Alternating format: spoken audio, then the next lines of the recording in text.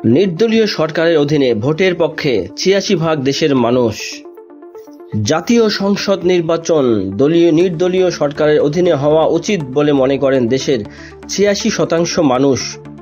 আনুপাতিক পদ্ধতিতে ভোটের পক্ষে মানুষের সাড়া একেবারেই কম। বেশিরভাগ মানুষ সংসদে নারীদের জন্য সংরক্ষিত আসন রাখার পক্ষে, তবে সেখানকার সরাসরি ভোট তারা চান।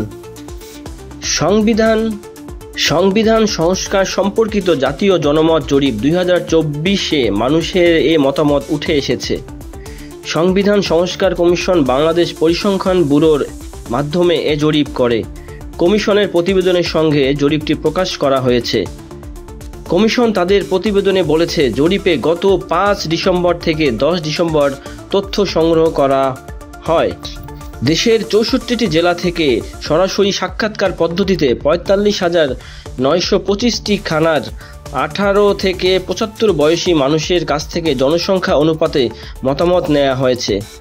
কমিশন আরও বলেছে, তারা বিভিন্নভাবে অংশীজনদের মতামত গ্রহণ করেছে, তবে সমাজে সর্বস্তরের মানুষের মতামতের প্রতিফলনের জন্য তারা জরিপ করার সিদ্ধান্ত নেয়।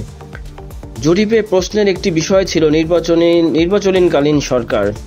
এতে ক্ষমতাসীন সরকারের অধীনে নির্বাচনের পক্ষে মত দিয়েছেন মাত্র 6% মানুষ। আরও 6%-এর বেশি এ বিষয়ে না জানার কথা জানিয়েছে। উত্তর দিতে রাজি হননি প্রায় 2% মানুষ। বাকি প্রায় ৮৬% নির্বাচন নির্দলীয় সরকারের অধীনে হওয়া উচিত বলে মত দেন।